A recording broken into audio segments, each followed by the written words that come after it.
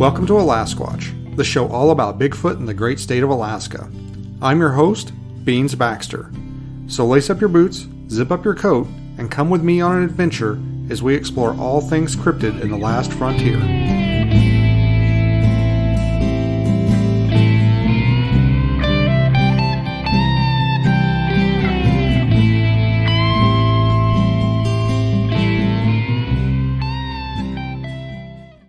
Hey, and welcome to this week's edition of Alasquatch. I am here. We've got continuing our proud Halloween tradition. We're got a special episode today. I'm joined with a special guest in the studio. I have Mrs. Lagoon, a.k.a. the old lady, a.k.a. Tamaron. Hi, everybody. Happy Halloween. And also here in the studio with us are our dogs. They're napping, but you may hear them snoring and snorting and making various noises. So they're that's just them in the background. That's not zombies or ghouls or the ghosts. Wolfman. Yeah, it's not the Wolfman. So what are we doing today? We're going to talk about some of our favorite movies to watch during Halloween. Now, it doesn't mean you can't watch these movies throughout the year, but it just seems like around Halloween, you really just want to pack in as many scary movies or suspenseful movies as possible. And of course, all the different streaming services show you what's available out there. So we're going to talk about our top 10 favorite movies to watch at Halloween of all time. And yeah, and you know, I've seen your list, but you haven't seen mine. Mine's kind of a surprise. And just comparing the two lists, I just kind of we are not fans of slasher horror movies. And yeah, I think a part of the problem is those kind of movies are great maybe for just playing in the background while you're doing something else, but they're pretty predictable. And we do seem to like something that maybe has more humor or wit or maybe a little bit more mystery to it. We're not big fans of slashers. I can't even get Friday the 13th and the Halloween characters straight in my mind. I always mix them up. I know. So just before we came down here to record, we were talking about slasher movies, and and she's like, "Oh, you know, I kind of like the first the first Halloween movie, the one with Crystal Lake," and I'm like, "That's Friday the 13th." Oops. But actually, when I had proposed the idea for this episode, I said, "You do a list of scary movies you like to watch around, or Halloween kind of movies." Not necessarily scary. And I said, I'll do Bigfoot movies. I'll do my top 5 Bigfoot movies. Well, then I saw your list, because I thought if we both do a top 10 list of movies, of Halloween type movies, they'll just have the same movies. It'll just be I'll say, one movie, and then you'll say the same movie. So I was like, it's not, but then you showed me your list, and I'm like, well, I can make another list. I think there was only maybe 2 or 3 movies that would have been on my list that you picked. So we're going to go over 20 movies, 10 from Mrs. Lagoon and 10 from me. And then we're going to have some honorable mentions, and then we're going to play a little game, and we're going to try and play it so you can play along at home, or at least, maybe give you a chance to guess along at home with me. So anyway, do you want to start us off with one of your favorite movies to set down during Halloween time with? Sure. Now, my list, I think, when I made it, I was thinking of nostalgia, because we watched a lot of movies growing up. My parents would record movies on TV on VHS, and we'd rewatch them. So for me, I think it's more about what I enjoyed a lot as a child and that I still enjoy today. But I actually ranked my movies from top 10 to favorite. So mine actually has a particular ranking. I think you said yours is a little more random, but yeah, mine is the first 9 movies are pretty much interchangeable, but number 1 is my number 1. And I'll be sure and let everybody know when we get there. But pretty much the 9 movies before number 1 are in no particular order. So my number 10 movie at Halloween is The Witches. This is the classic Angelica Houston version, not the new version that came out recently. This movie as a kid scared me to death. The witches are terrifying. It's about a young boy. He's pretty much on his own, gets turned into a mouse by these witches, and he has to save everybody. I really liked the story. When I was a kid, we liked all the action, but as an adult, I appreciate a little bit more of what this boy's going through. He loses his parents, his grandmother's trying to raise him. I don't know, and Angelica Houston, what a great actress. I know she's really famous for the Addams Family, but this role as the High Witch, amazing job. I love this movie, never get tired of it. This is number 10 for me. I haven't seen that movie probably since I was in grade school. I don't think... I remember almost nothing about it. The witches are terrifying. They kill kids in the movie. Like, it's brutal. It's great. So it's a family film, is what you're telling me. Well, as actually, a kid, what is it? What is it rated? Do you know? Probably PG-13. But when you're a kid, you don't really notice those things. As an adult, you're like, "Whoa, wait a minute! Holy crap! I can't believe our parents let us watch this." But as a kid, all you care about is the action adventure, and this little kid is the hero. Even though he's a mouse most of the time. So as a kid, I think we can relate. But what's your number 10? So my number 10. I figured this being a Alaska watch, I'd have to throw in a little Alaska flavor in there. And my first movie is 30 Days of Night. And for those of you who have never heard of it, 30 Days of Night, it's an amazing concept. It's a great concept. It's based on a comic book. I believe the comic book was written by Stephen Niles and Ben Templesmith did the art. And it's about Barrow, Alaska. It's a town up at the northern part of Alaska. And it's called 30 Days a Night because in the wintertime when the sun sets, I think in December for the winter equinox, they don't see it again for 30 days. And it's about how this clan of vampires descends on the town at the winter equinox and just starts having their way with the town. And the protagonist of the comic book series and in the movie is a law enforcement officer in the town. And I think I don't remember in the books if it was the sheriff or not, but in the movie it was sheriffs. And that always bugged me because there's no sheriffs in Alaska.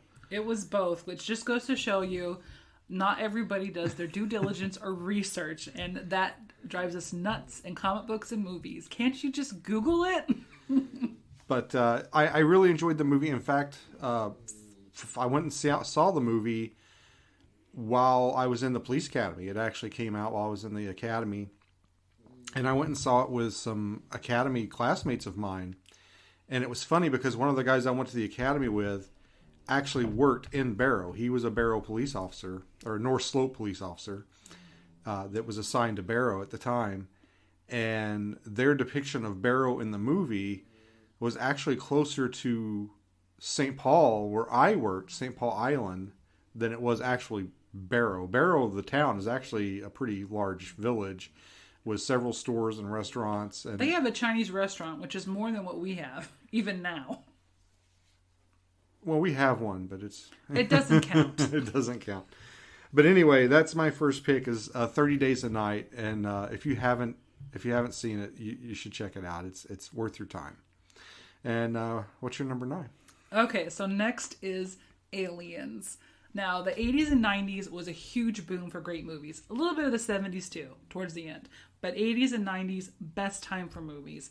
So they took what Alien, which is a scary movie, they took it and they added in a bunch of badass Marines. So not only do you have the xenomorphs, which are still terrifying in this movie, but then you get people who you think are going to be able to handle themselves. So instead of a bunch of scientists, now we have military-trained badasses. We get to see them fight a bunch of xenomorphs. Half of them get wiped out almost immediately. So then it's just about their struggle trying to stay alive. It's got great lines. The famous Bill Paxton, who has some of the best lines in movies and is constantly getting killed. You know he's going to die, but you love him anyways. I love this movie. I never get tired of it.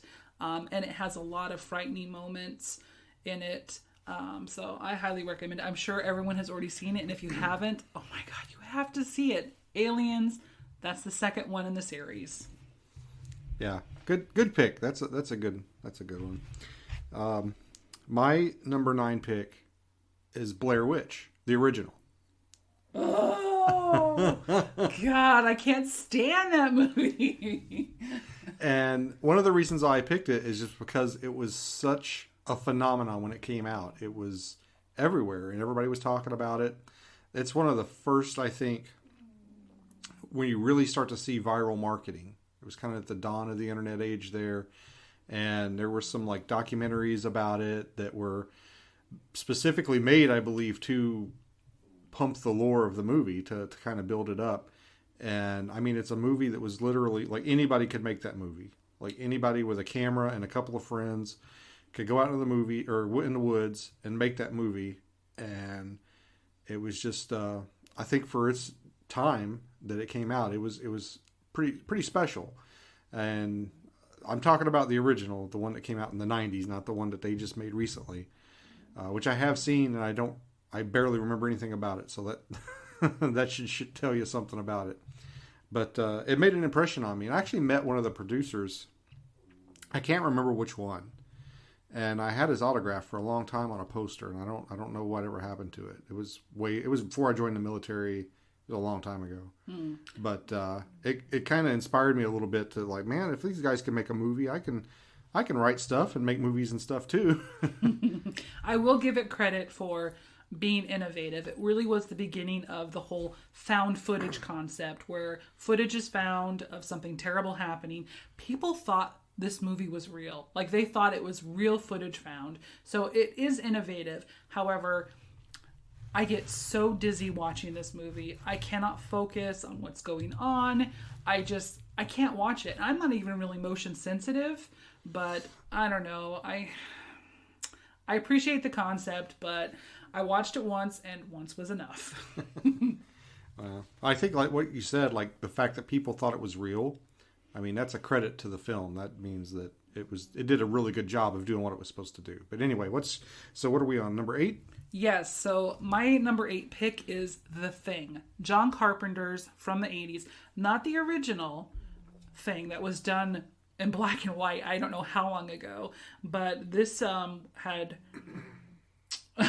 Kurt Russell in it. So once again, this movie has been redone, much like The Witches. Here's the thing. I think there's maybe a pattern here for a lot of our movies, that it's been redone in the last 10 years, even coming close to being as great as the originals. We keep saying the original, not the remake. Yeah, I know. But there's just something about practical effects that cannot be beat. I appreciate what CGI has done for a lot of the superhero movies out there, but when it comes to horror, nothing beats practical effects. You just cannot beat it. So here's the thing. Scientists trapped in Antarctica, no way out. There's a storm. Here comes this dog, shows up. They don't understand what it really is.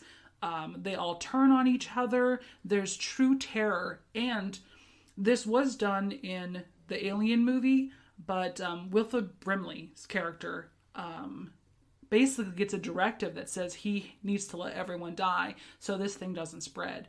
And that also kind of happened in the original Alien movie, where it said, let everyone die. We want the xenomorph to be brought back. That's what the orders bishops will give. Anyways, the practical effects, amazing. When they go back in the kennel because they hear the screams and you see the alien absorbing all the dogs, nightmares are born from what is seen.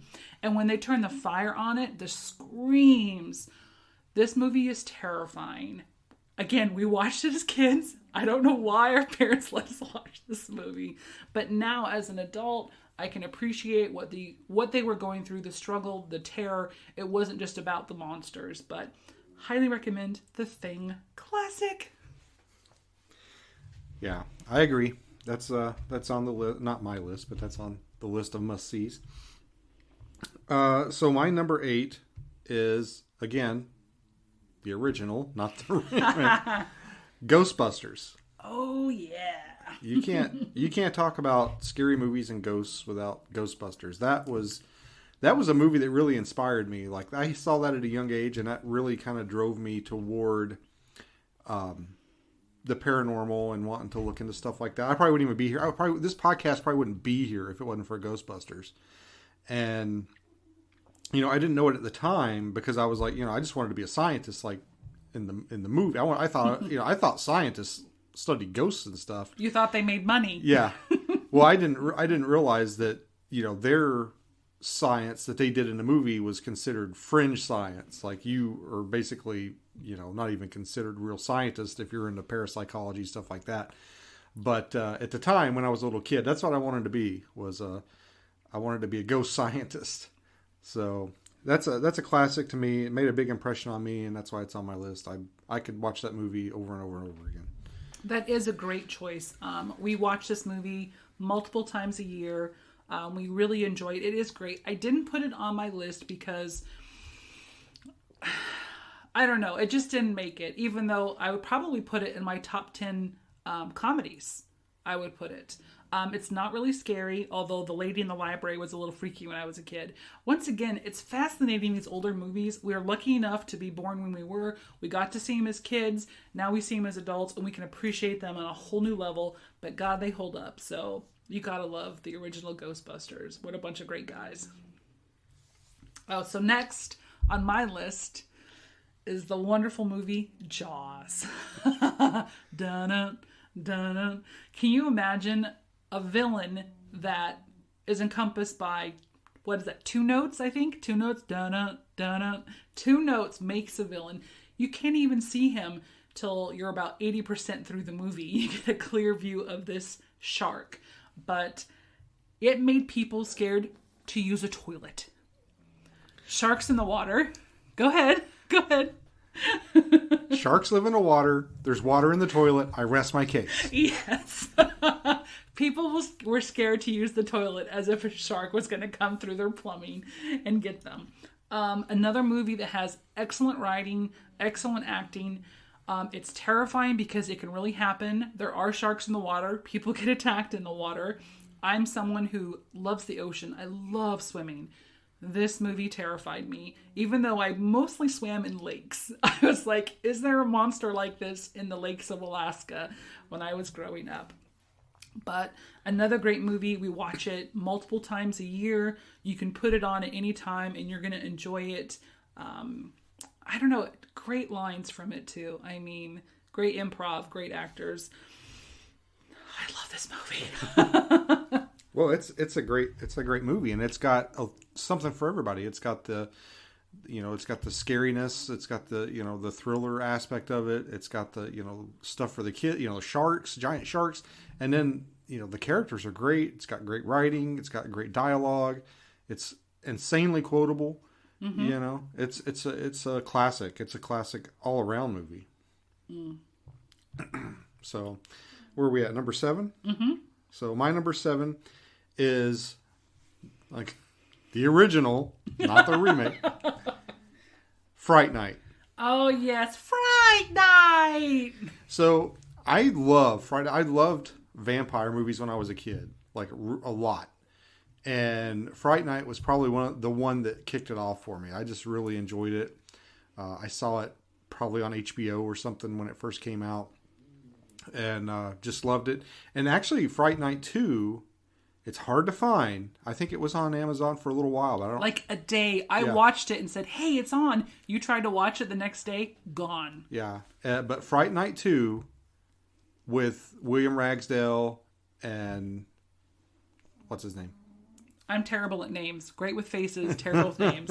I can't remember his name. Oh my God. Peter Vincent, the guy that played him. Who knows what the actor's real name is? It's pretty good.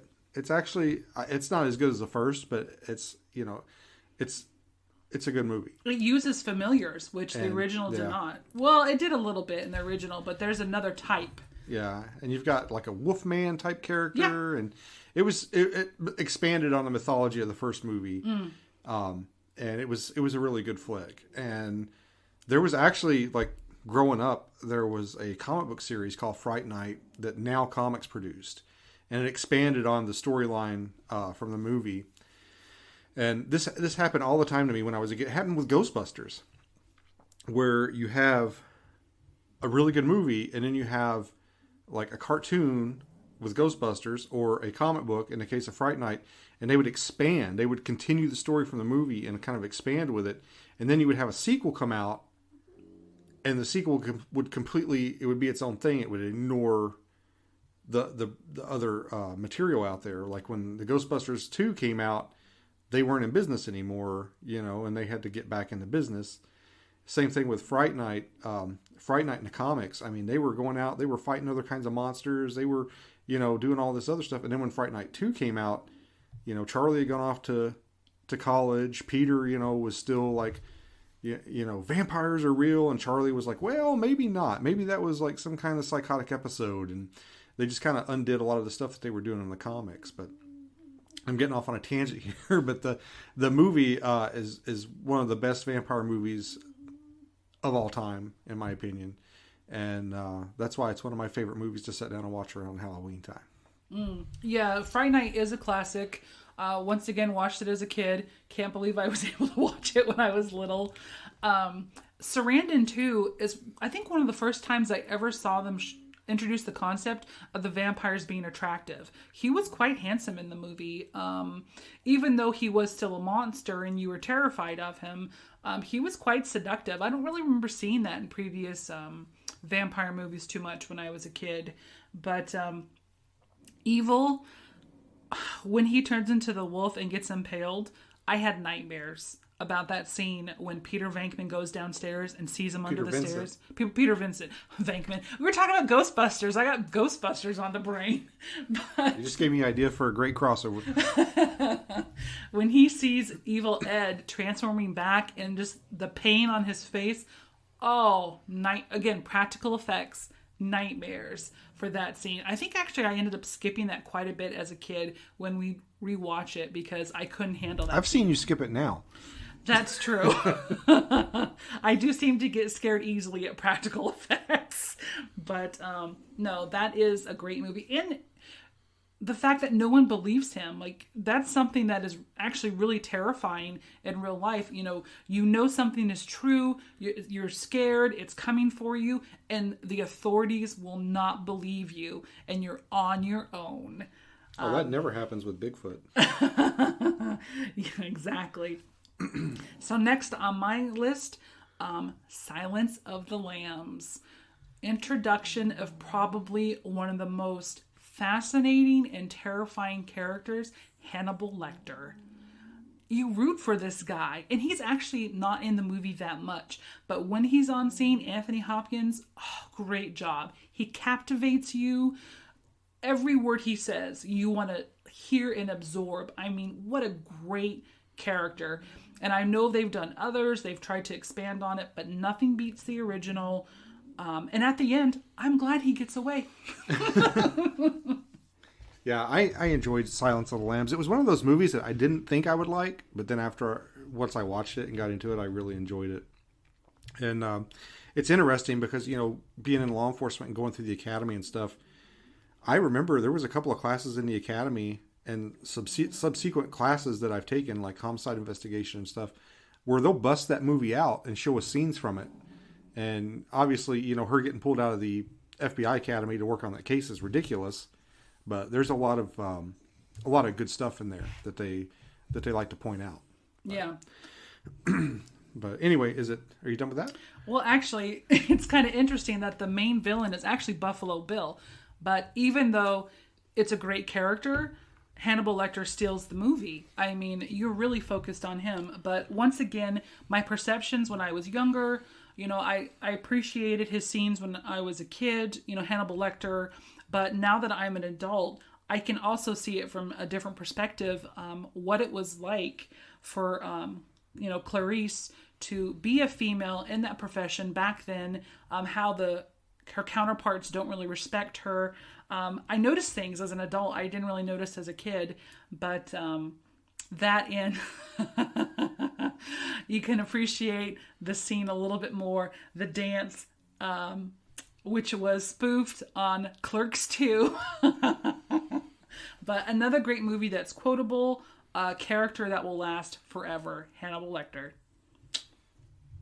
Yeah, and okay, so this one, I'm curious to see your reaction to this one, because I bet you probably forgot about this movie. Okay.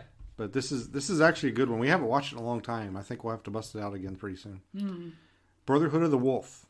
Okay, that's a great movie. It's true. My list was more about movies I watched every year. But you're right. That is a great werewolf movie. Well, and it's a great movie for anybody out there who's listening to this that hasn't heard of this movie. I encourage you to look it up. I don't know how easy it is to find or watch. We happen to have a DVD copy of it that we bought. Oh, geez. When it first came out. I think it came out in 2001. So it was. It's a French film. I believe it's you can buy it subtitled, or probably I think it might be dubbed. I don't think we've ever watched the English version. I don't remember. No, we've only seen the subtitled version, and as someone who watches a lot of foreign films, never watched a dubbed version unless you struggle with subtitles. I can't stand watching things dubbed. But Brotherhood of the Wolf, I'm surprised it doesn't get more attention in cryptozoology circles, because it's literally about the beast of Javaudan, which was, I'm sure I don't have to explain that to many of you, but there was a large animal running around killing people in France, and this is a fictional account of these two gentlemen. They're explorers, and one of them is French, and the other one is Native American, and they're kind of like best buddies, and they do tri-corner hat karate. I mean, it was kind of like a mix between a horror movie, The Matrix, and I don't know, like a cryptozoology movie. And a period piece? Yeah, a period piece, yeah. And there's a scene in the movie, which I don't think I've ever heard anybody call this scene out before, where they're like at a dinner party, and the main character is showing off a fur-bearing trout to the people at the dinner party. And I mean, that's a cryptozoology Easter egg right there, because that's, I mean, obviously it's not real, but back in the day they were passing those things off and trying to say they were real. And so you've got that nod, and he was some kind of naturalist or something. They had hired him to come, I think, and hunt down the beast or something like that, I think was the premise of the movie. But it's a great film. It's a little long. It's like 2.5 hours long, but it's a really good movie. It's got some stunning visuals, some good fighting, and some good horror elements too, because you've got your Beast of Javaudan that they ultimately, solve the mystery in the end. Yeah, he was actually the king's taxidermist, like professional taxidermist. He was sent there to give his opinion, but he was also there to stuff the beast after it was killed, because taxidermy was his specialty. And you do get to see him manipulate a regular gray wolf into a monster. But that movie was scary. It did scare me. And what a wonderful concept that it turns out. Spoiler alert! It was actually a lion from Africa that was put in a suit of armor. So what a great concept. Original. Based on a legend, a real legend and story. Yeah, that's great. Next on my list. What number are we on? We're on number 5.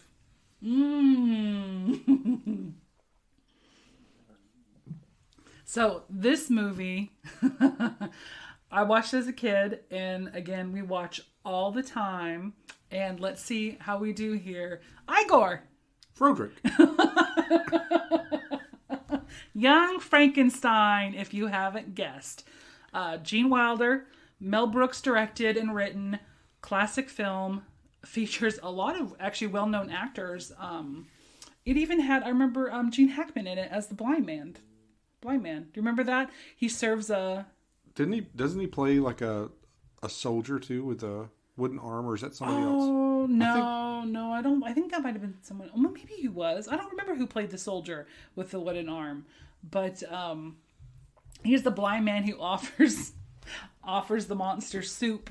And a quote that my dad would say my entire life was, he'll say it even now today, "Wait, I was gonna make espresso."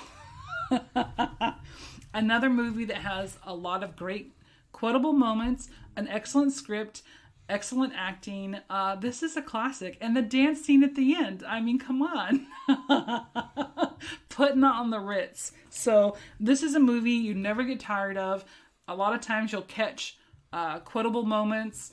After you've watched it the 50th time, you're like, I never really noticed that before. What a great movie to watch around Halloween. It's not super scary. Doesn't really have any scary moments. So if you want to watch something that's kind of horror themed, but you don't want to get scared and have nightmares, watch Young Frankenstein. Classic movie. Yeah, Marty Feldman makes that movie for me. Igor. So my next choice, this is like Brotherhood of the Wolf. This is a little bit of a deep cut.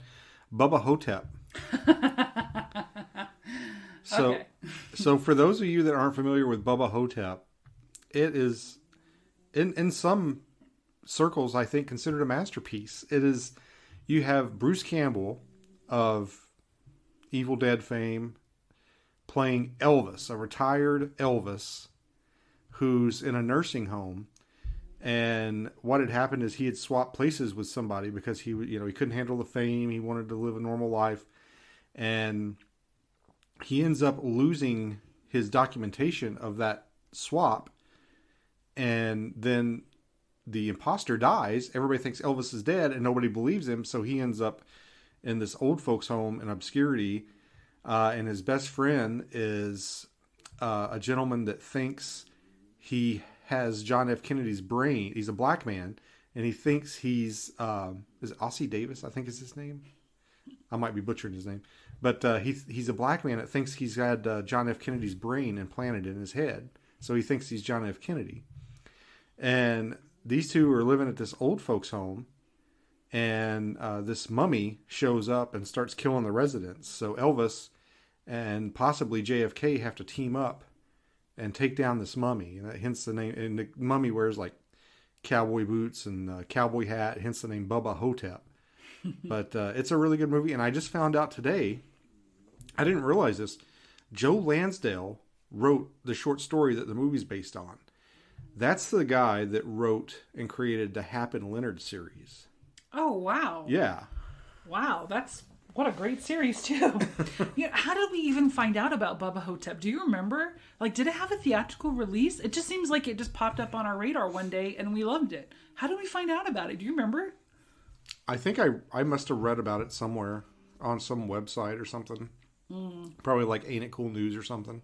Yeah. Another movie that has some great lines that we repeat to each other constantly. Oh my God. It's about the size of a peanut butter banana sandwich. One of my favorite things about the movie is, I think it was in the special features, Bruce Campbell's talking about, they actually sent him to an Elvis impersonator to learn how to be Elvis. And after a few hours, the Elvis impersonator just tells Bruce Campbell, you know what, dude, you're not going to do it. Just do your own thing. But I think my favorite line in the movie is when something's coming after him, the mummy's coming after him or something, and he like strikes a karate pose and he goes, don't make me use my stuff on you.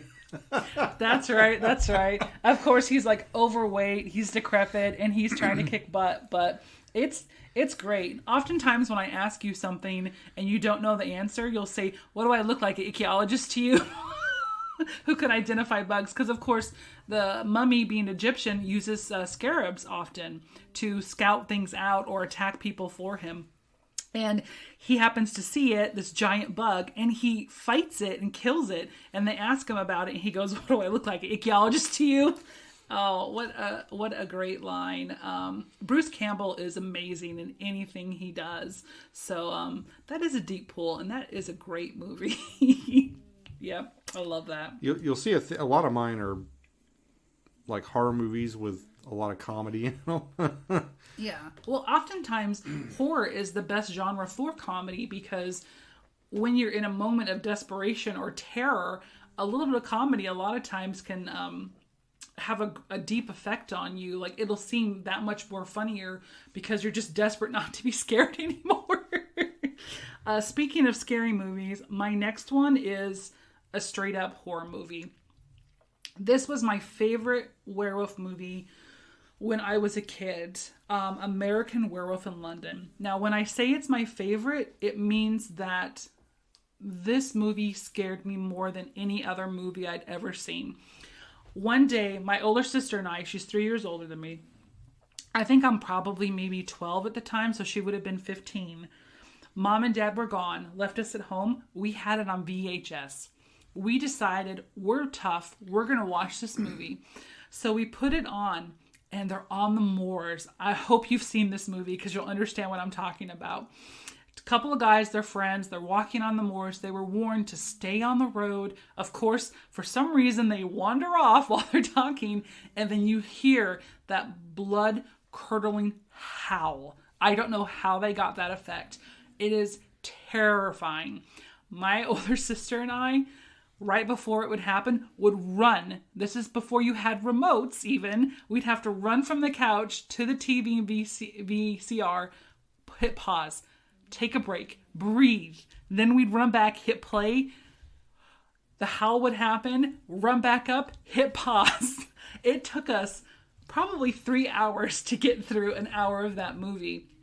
And once again, it's pretty adult orientated. I mean, it has some sexual content. It's got a lot of blood and gore, but it was probably the first time where I saw one of the best transformations. When he first transforms, full body transformation, I don't know how they did it. I mean, you could see individual hairs growing, and then the wolf was just a really big wolf. I mean, it was practical effects. It was a real suit. It was on all fours. It was massive, but it was terrifying. I think a part of it was the sound it made, but that movie scared me more than any other movie when I was a kid. And it probably still would today if I were to watch it at parts. It was terrifying. Yeah.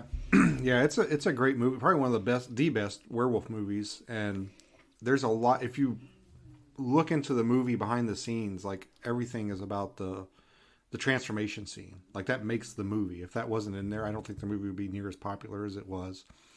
And a lot of the trivia and behind the scenes stuff focus on what they did and how they did that, because he's like, I want to show him change and, full light, he's going to be in a room with a light on, we're going to see everything. That was his vision for the transformation scene.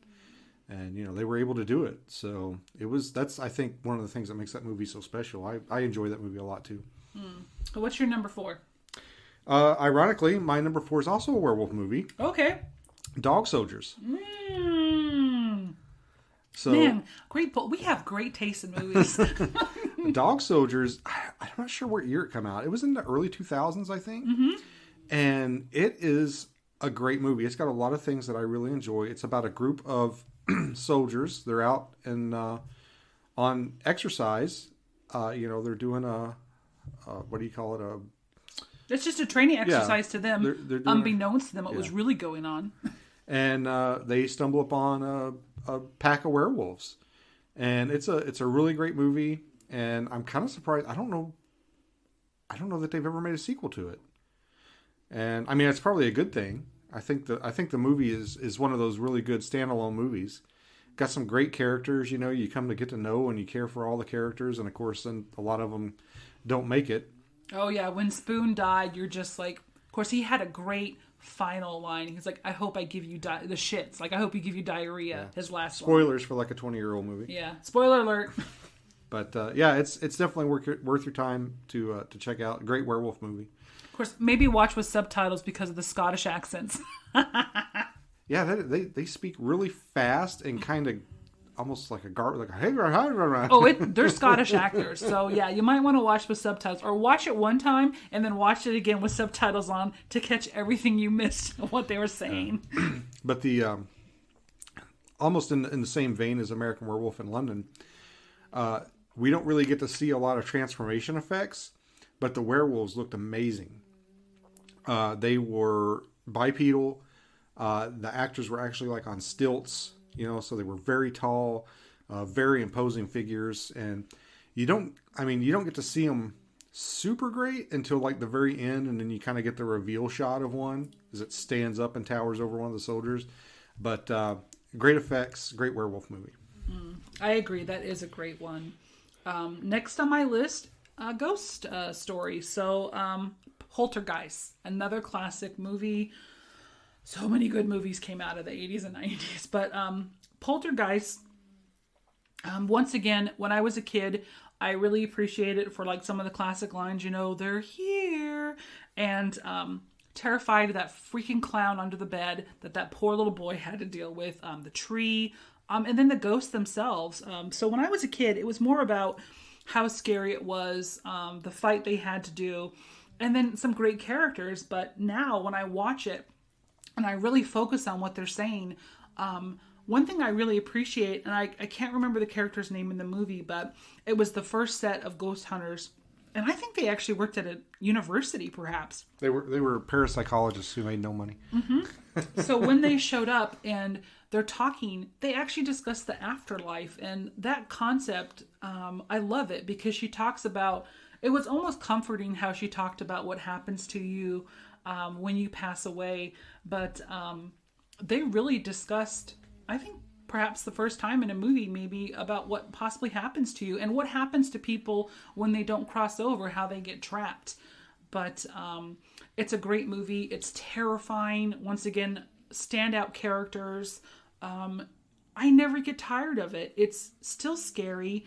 It's still frustrating to watch too. I still cannot believe they stayed in that house a minute longer than they had to. What were they thinking?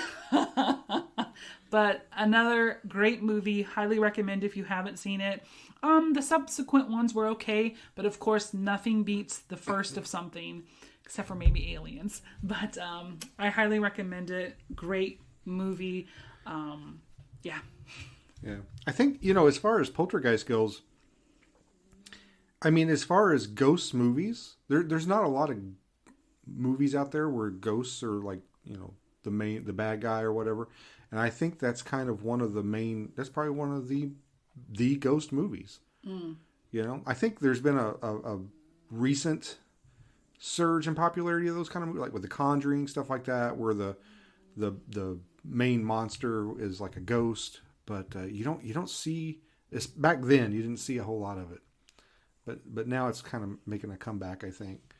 Yeah, it really did show too how ghosts can move objects, how they can make you see things that aren't real. That was interesting. Yeah, I don't think it really came out too much before Poltergeist about what are, I'm sure, probably reports that people give to actual people who study the paranormal like that.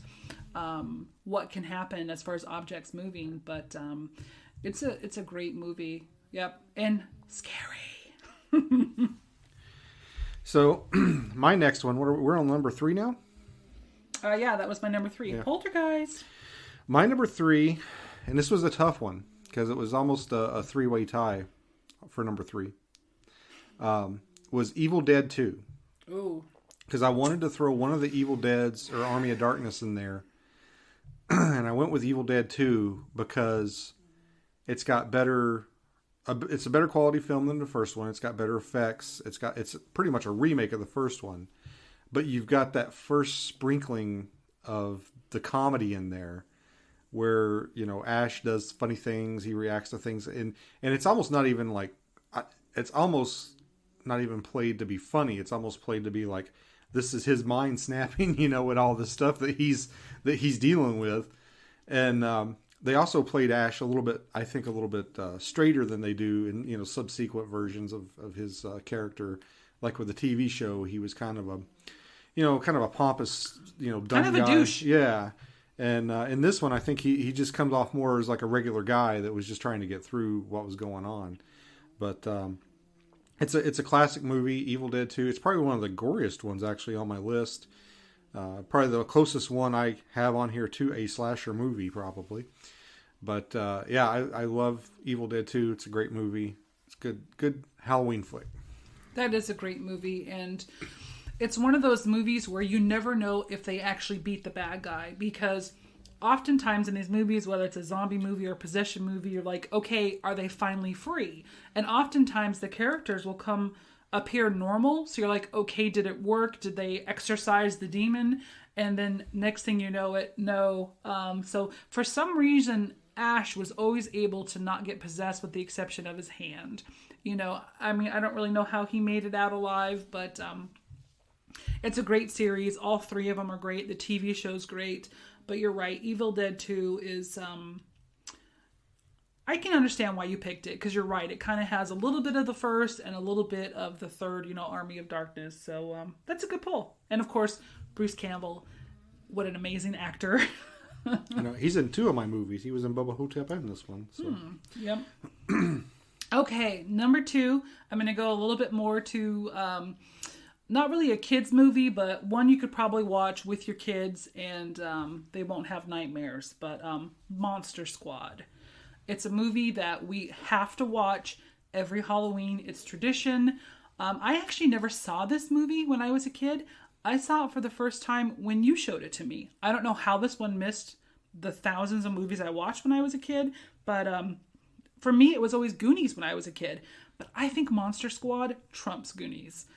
Such better characters, better writing. Don't get me wrong, Goonies is a great movie, but I think Monster Squad encapsulates a little bit more about kids going on an adventure. Well, it's Goonies with the Universal monsters. Yeah, true, and you can't go wrong with that. And of course, a bunch of classic lines. Wolfman has nards. So you gotta love the movie. And you're right, they do fight all the Universal monsters. They even remember Scary German Guy. He was a great character. I mean, you come to really like this man, even though it seems like at the time for the kids, he was terrifying. Can't stand Dracula. What an asshole. He is truly evil in this movie. And then it turns out Frankenstein's monster, spoiler alert, is actually a nice guy. He's just being manipulated by Dracula. But and I think it's the first time I saw Creature from the Black Lagoon. I'd never seen him as a classic monster when I was a kid. The black and whites were always about Frankenstein's monster, Dracula, Wolfman.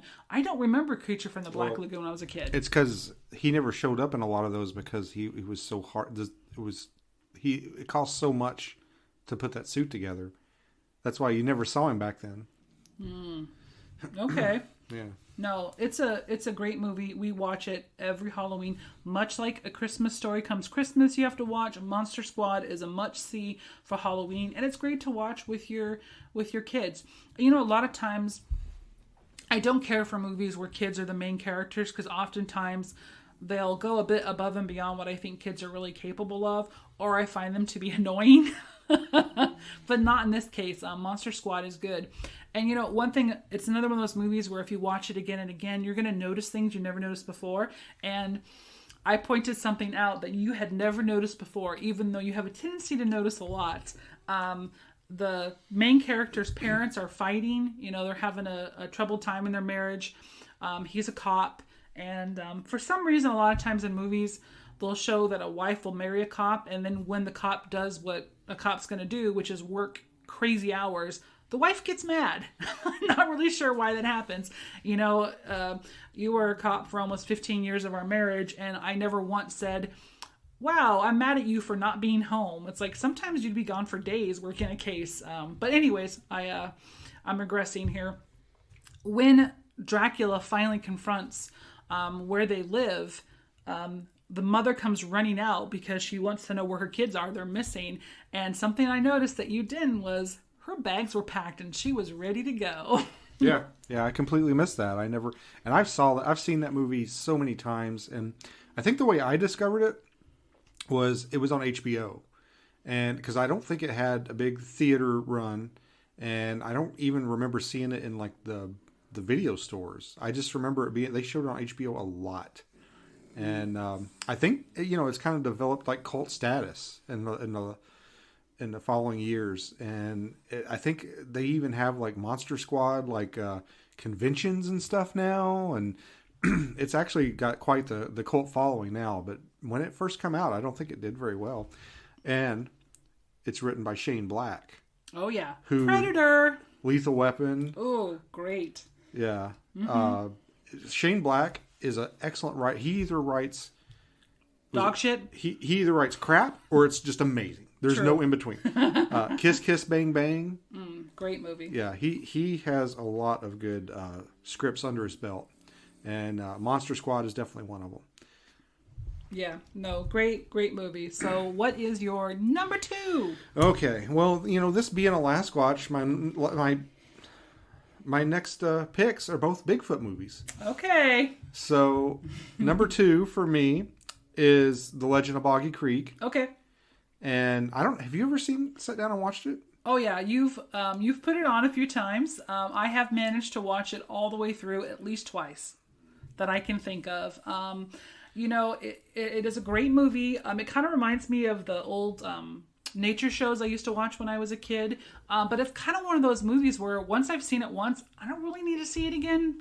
But I understand why it's your number 2 pick. Yeah, I mean, for me, like a lot of your picks, this is a pure nostalgia pick for me. I mean, this is one of the things that probably, along with Ghostbusters, this is probably one of the things that put me along the path that I'm on and, really got me interested in Strange and Unexplained.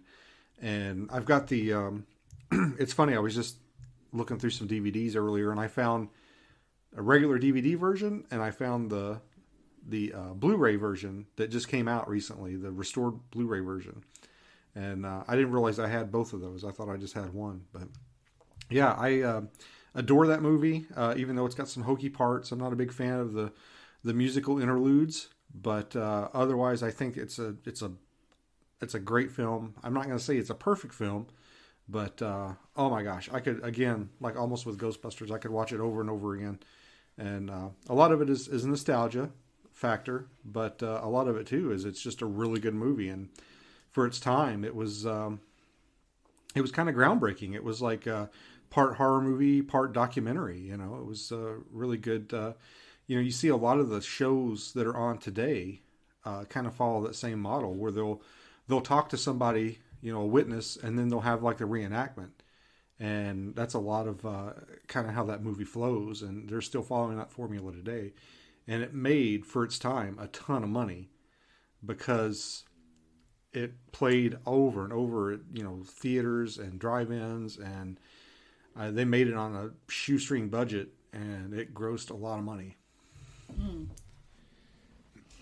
Okay, so before I get to my number 1 pick, I just want to do my honorable mentions. Now, when I say honorable mentions, these are movies that I think are must-watch movies, but you can get away with only watching them once. It's not the kind of movie I'm going to watch again and again. Whether it means it has a huge reveal, so it's kind of ruined once it's revealed to you, or it's exhausting to watch. Like, it takes a lot out of you mentally to watch these movies. So here are my honorable mentions. The Sixth Sense. Great movie. It was terrifying when I watched it. What this poor little boy goes through. And of course, the big reveal at the end. Once you watch it, you can't really watch it again. I mean, you can, but it doesn't really hit you the same way. And unfortunately for you, it was spoiled for you before you were able to watch it. I remember where I was when it was spoiled. I was standing in line at a Burger King, and some lady that was in line was talking to one that she knew one of the employees was talking to him. And literally, like, spoiled it. Which, to be fair, it had been out for a little while at that point. I think it was out on like DVD or whatever. I should have seen it by then. I think it had been out for a little bit. Yeah, it was our first movie from M. Night. He has done a couple movies since then that are also equally scary or great, but this one is the best out of all of his movies, and it was a great concept, this movie. Next honorable mention, The Exorcist. For its time, I mean, this movie was amazing practical effects. The language that is used, I'm not going to say it on here, some of it, but this little girl's possessed. The stuff that comes out of her mouth, I mean, literally the pea soup that comes out of her mouth, but the vulgarity, the terror, and of course, once again, they don't really believe what's going on, so they send her in for a bunch of tests. But you have to watch this movie at least once if you haven't seen it. The original, none of the what's followed after, but for its time especially, what a shock. I'm sure there were probably protests in the street after this movie came out. But my next one is, much like The Exorcist, The Shining. This movie, once you watch it one time, I feel like you don't really need to watch it again because it's exhausting to watch. It is really long, but the concept is great. The acting is great. And it is terrifying what this family goes through. So I highly recommend this movie. Next is Evil Dead, the original though. And the reason why I picked the first one is because I've watched a lot of behind the scenes stuff, what it took to make this movie. And they had some original ideas on how they were filming things. But this crew suffered for their art. Trapped in the Woods, 2 monsters, of course the Necronomicon, the book made out of human flesh. What a great concept, written in blood. But that is it's a great movie you have to watch at least once. Bram Stoker's Dracula. I remember watching this as a kid in the movie theater. Dracula was gorgeous. Gary Oldman played him. What a beautiful man. I loved Dracula. And then you felt so sorry for him, even when he became the monster. Like, he just loved his wife so much, and she was taken from him, and his pain and terror, and he just wanted to be. Anyways, as a girl, I guess, and a romantic, I just loved this movie. And the costumes were great. The acting was great. Unfortunately, Keanu Reeves and Winona Ryder in it. They were hot stars at the time, so they kind of had to get them in there. They didn't do terrible, but it's more of a British cast, so they didn't fit in that great. But it's one of the best Dracula movies ever made. It talks a little bit more about his fall from the church, being cursed. It's a great movie. And then my last honorable mention, I've seen this movie, you have not. It's another one of those movies that once you watch it once, you don't really watch it again. Cabin in the Woods. I thought it was a great original concept. Perhaps someone's done this before, but for me, it's the first time I've seen its like.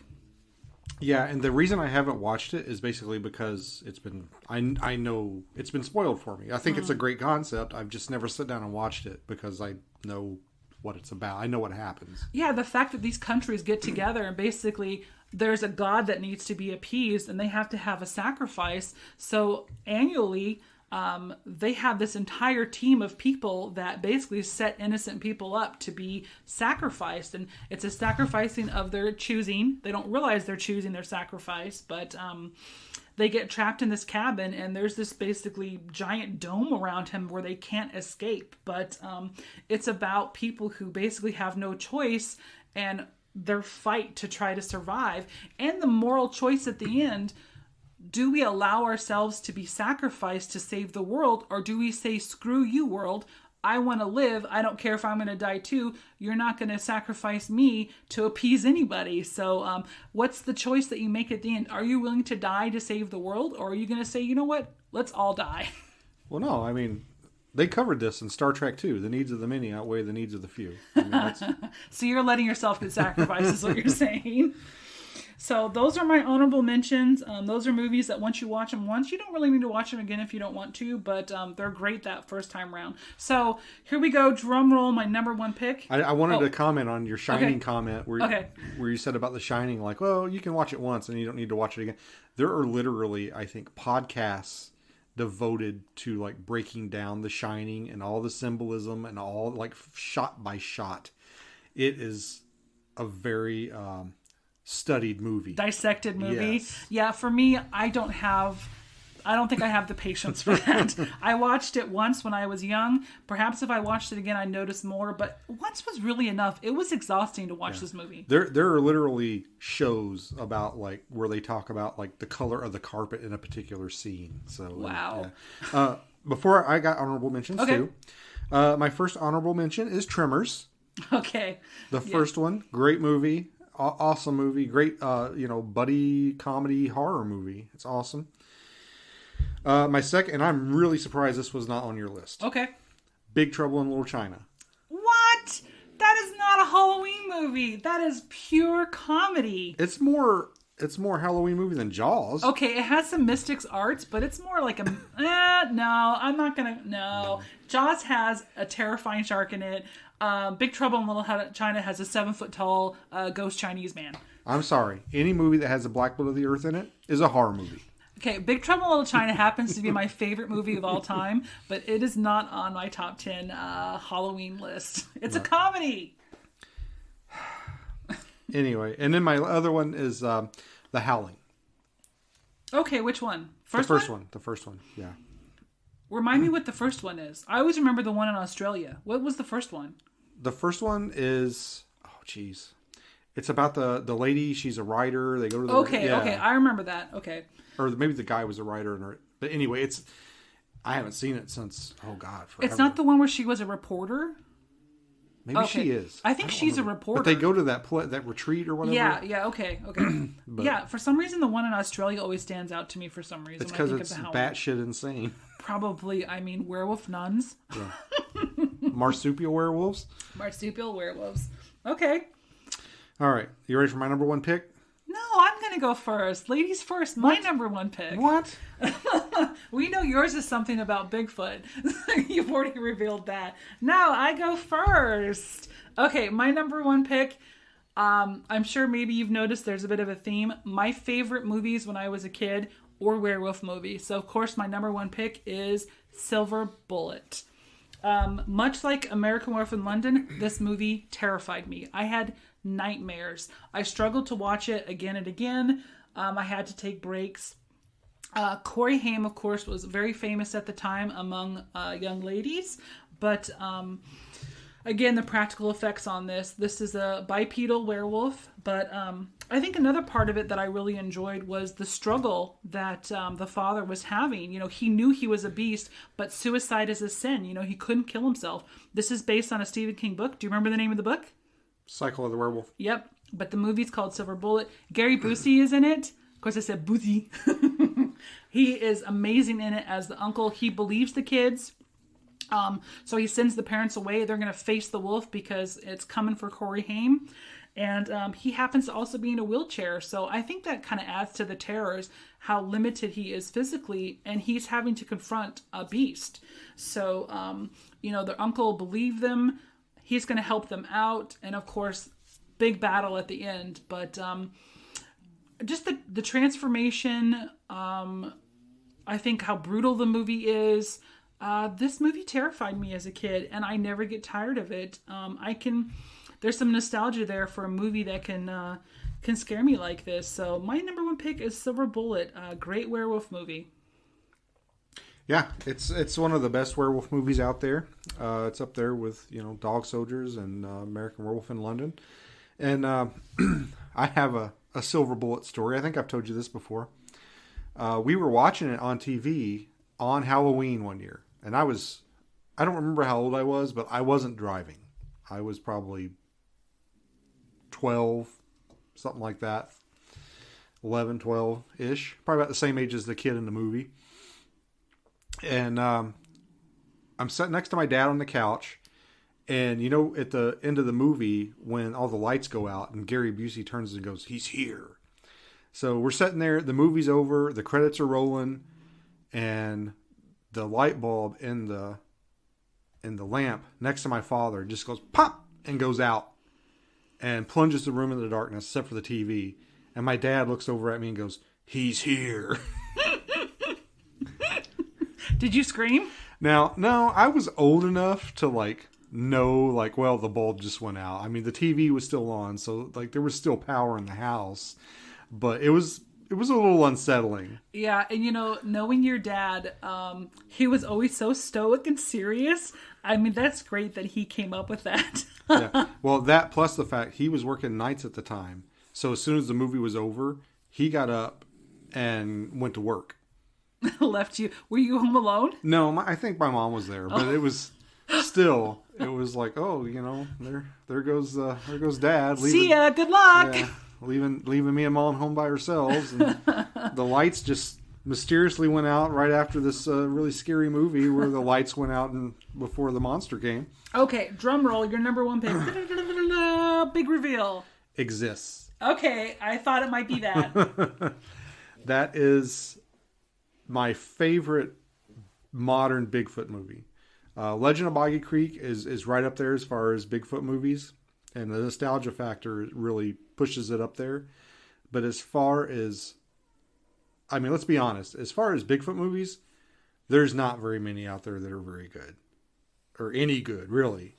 But Exist is probably the best modern Bigfoot movie. Even then, some of the, you got your cookie cutter, teenagers, you've got the jocks and the nerd with his camera, and it's a found footage thing. And fun fact, I believe Eduardo Sanchez that directed it, I believe he was a producer or had something to do with Blair Witch, the original. So I love it. I'm really, of course, I'm a Bigfoot guy. So it's probably one of my favorite movies to watch around Halloween because it's a good, scary Bigfoot movie, and there's just not that many out there. And it's the best of what's out there. It is a Bigfoot movie that I don't get tired of watching. It's another one we usually watch on Halloween night, usually after Monster Squad. But I never get tired of this movie. And for me, it feels more like a monster movie, and the monster just happens to be Bigfoot. You could totally replace Bigfoot with a werewolf, and it would work. With the exception, of course, I think of towards the end when it kind of goes more into the Bigfoot's habitat. But it is terrifying. They don't realize what they've gotten themselves into, and of course, the classic: we didn't tell anybody where we were going, so no one's going to save us. But no, you're right. And the Bigfoot looks amazing in it. Yeah. The Bigfoot, they really did right, by the costume. And I'm sure, they spent a majority of the budget on the costume. It looks good. It moves good. I mean, you can believe that and there's a scene where it chases down somebody on a bike. And that's probably my favorite scene in the movie, where he's riding, he's pedaling the bike, and he kind of looks over and he sees the Bigfoot running parallel with his bike, and it really gives you a sense of, urgency and oh my god, impending, oh my god, is he gonna get away? And it's probably my favorite Bigfoot movie as far as fictional Bigfoot movies go. I didn't put any documentaries or anything on my list because Legend of Boggy Creek's the closest I came to the documentary. I'll have to do a top 10 documentary show one of these days. Yeah. No, there's true moments of terror in this movie. And perhaps a part of it is because they're not dealing with a predator like a wolf or a bear, something that they're just fighting against nature. They're dealing with something that they don't really have a concept of what it is, it's just legend to them. But you're right, especially the scene on the bike when he ends up crashing on the bike. And you can see that perspective in the camera. It's coming at him, and the noises it makes when it beats him. Oh my God, just terror. I found that movie scary. It did. It scared me. So that's a really great choice. Yeah. So if you're listening to this, obviously you're into Bigfoot and cryptid things. So check it out. It's called Exists, and I believe it's available to watch on. Is it Tubi? One of those free apps that you can download and watch stuff for free. So it's a good flick to check out this time of year around Halloween. And that's it. We just talked about 20 good scary movies that you can watch around Halloween. Yeah, any of the movies we talked about, highly recommend. I think you'll enjoy them all. Yeah. So I think we both had some really good picks. I think mine were better than yours. Actually, no, I think, I don't know. It's hard to categorize. I mean, I left some movies out that I was like, man, I wanted to kind of put this on there too. Yeah, it's hard to narrow it down. Other than the exception of maybe The Witches, I don't think there's a single movie on my list that you either haven't seen or that you don't enjoy watching with me constantly. So, other than The Witches. Yeah, I don't remember much about that one at all. So, we're going to move on. We've got a little bit more content for you here. So what are we doing? We're going to play a game. Yeah. And you can play along at home. So why don't you explain to us what we're doing? Okay, so I pulled the top 10 highest grossing horror movies of all time, adjusted for inflation. So, of course, because of the price of movie tickets, pretty much movies in the last 10 years are the highest grossing movies of all time. So I found a list adjusted for inflation because we want to talk about the movies that are the most popular with audiences. So what we're going to do is you're going to guess, see how many of the top 10 movies, highest gross of all time, you can get. So go ahead and let's pick one. Well, so is this the ones that had the highest box office? Highest box office. Okay, so not highest profit. Highest box office. Highest box office adjusted for inflation. Yeah. Okay. Go ahead and take some guesses. Let's see if you can pick any of the top 10. Okay. So I'm just going to throw some. And then tell me why you picked it. Yeah, I'm just going to throw some out here. You're going to have to write these down because I'll forget. Okay. So I'm gonna say, and you guys at home, you throw out some guesses too. Maybe sit down and write them down. See if they agree with you. We'll cross them off the list here. So I'm gonna say, I gotta give some love to Alfred Hitchcock because you mentioned it earlier. I'm gonna say Psycho and The Birds. Okay. Because those movies, I know at the time they were really popular. Like people, and there was a lot of like word of mouth. People were getting like running out of the theater, and there was a lot of hype. It was kind of like viral marketing before there was viral marketing. So I'm gonna throw those are my first two. I'm throwing those down. Okay. And don't tell me, but just so write them down. And what else? Man, I don't know how far back to go. Let me see. I'm pretty sure I'm not gonna pick Night of the Living Dead because I don't think that got popular till later on. So I've got the top 10. So do you want The Birds and the Psycho to be 2 of those 10? Yeah. Okay. And the Psycho. Okay, so I've got Birds, Psycho, Poltergeist. Okay.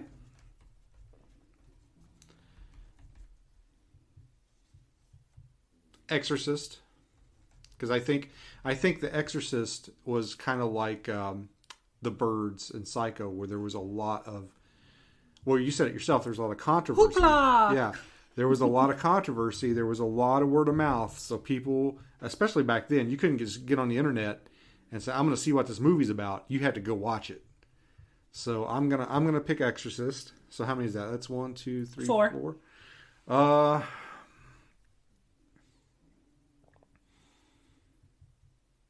Jaws. Okay. And I'm picking Jaws because it was like with the first summer blockbuster. It was the first. It was the birth of the summer blockbuster.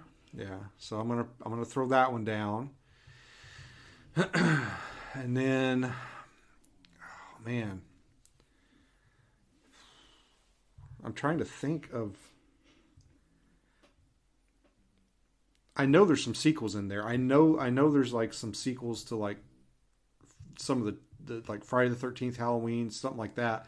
Because I know none of those movies were like major when they first came out, but they kind of built over time. And I'm sure some of the sequels that came out probably might have landed on that list, but I don't know which. I don't know like which one. I'm trying to remember. I'm going to say Halloween H2O. Okay. Because I remember there was a lot of buzz around that when it came out. I think I actually went to the theater and saw it, and I don't remember going to the theater and seeing a whole lot of horror movies, but that was one of them. So I'm going to throw that one down. So what are we at? 6? Yeah, 6. 4 more. Oh man, I hope you're having an easier time with this at home than I am. I'm gonna say, man, The Wolfman. Okay. Which one? The one with Benicio del Toro. Okay, and the latest one. Yeah. Okay. I almost put that on my list, but it's not quite. It's just it does. It's great, but it's not top 10. Anthony Hopkins is a great actor, but I think he was a little old to have in that role. Yeah. Man, what else? I said The Exorcist. Mm-hmm. Okay. Close Encounters of the Third Kind. Does that count? Is that a horror movie? Sure, we'll put it on the list. It's whatever you want. I can see it in her. She's like, I got him. He hadn't picked one yet. Don't tell me anything. No spoilers. Okay, no clues? Okay. No clues. Come on. 3 more. 3? Yes. No, 2 more. 2 more. Okay. Sorry, I can't count. You're supposed to be the one that's good at math. Not when we're taking this long to make this list. Come on. Don't screw. You'll blow out the mic. Oh, sorry. Yeah. Somebody just yanked their headphones off their head somewhere. Let's see. I'm trying to think. We're getting a lot of dead air here. You're gonna have to fill in the gaps. Fill in the gaps. While I'm thinking. Well, maybe think about something that came out No more hints. recently. Well, you kind of need some apparently because you're not thinking of it anything. I mean, it is adjusted for inflation, but horror movies are cheap to make. Scream. Scream. Okay, there you go. That's probably a good one. And one more. Let's see. I want to do something more. The Conjuring. Conjuring. Okay.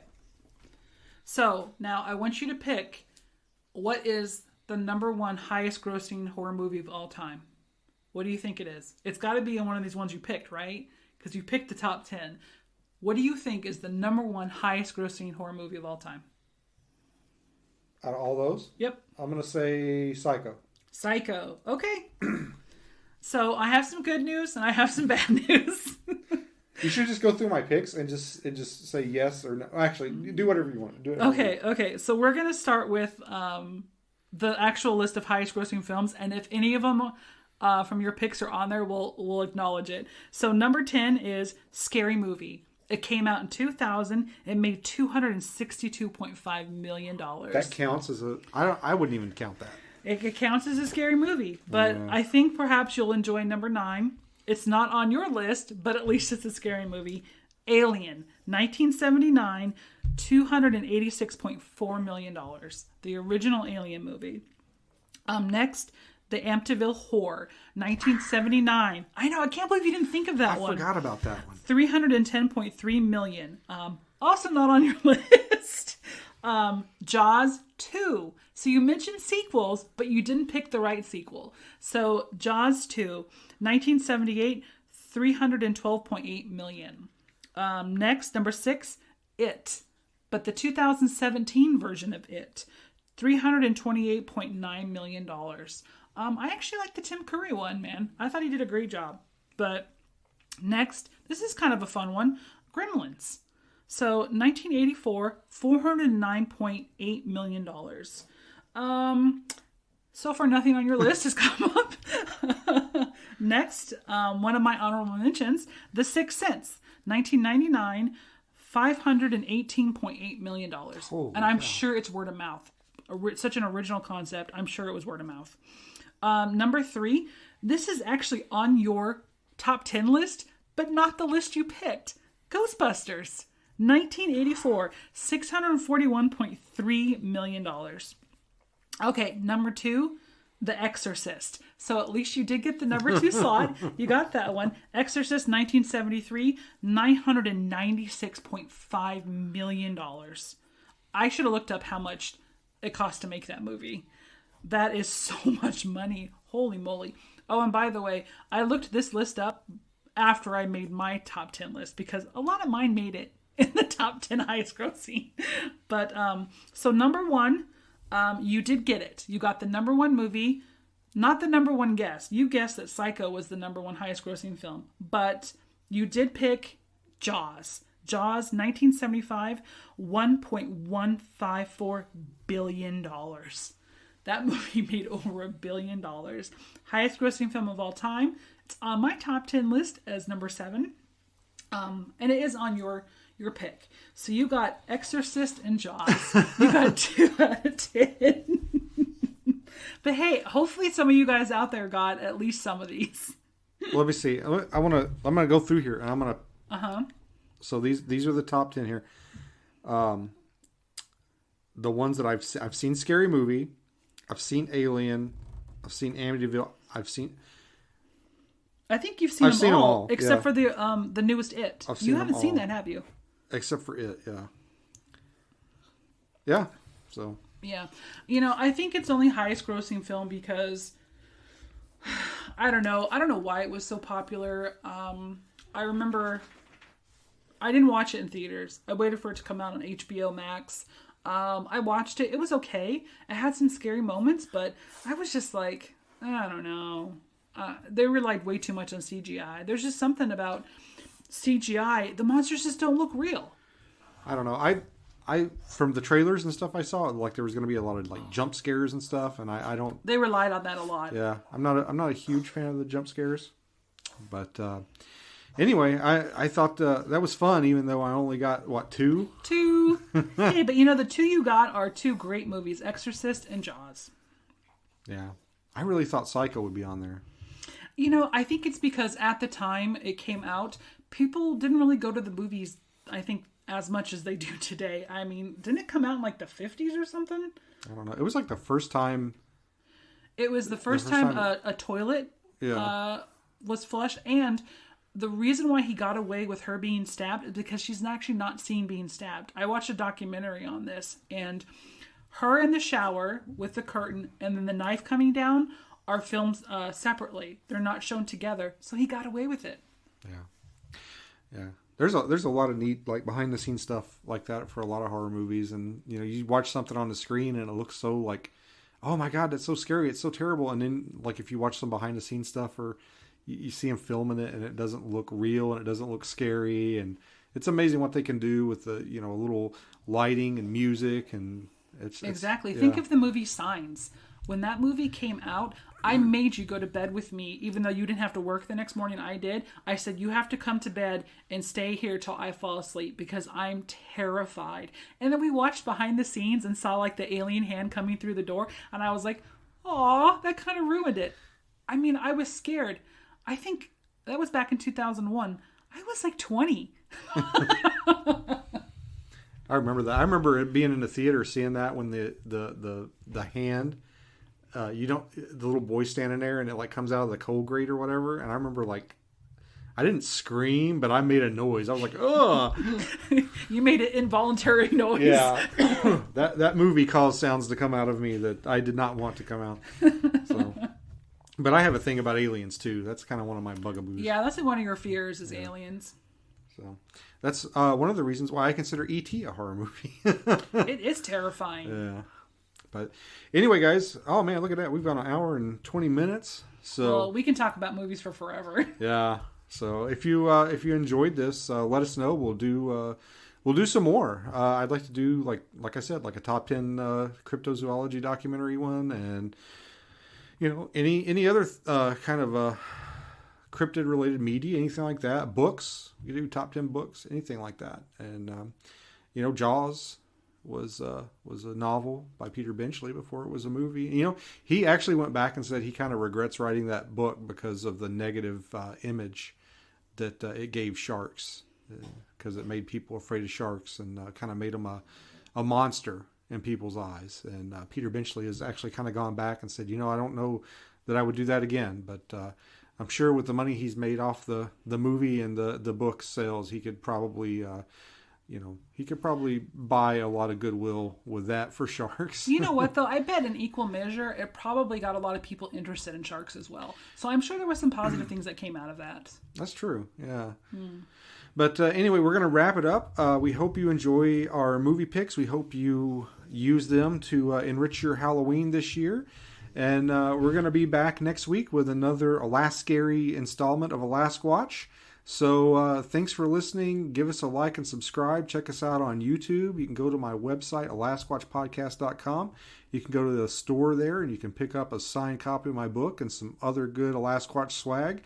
And tell everybody good night. Well, everybody good night and have a happy and safe Halloween. Bye-bye.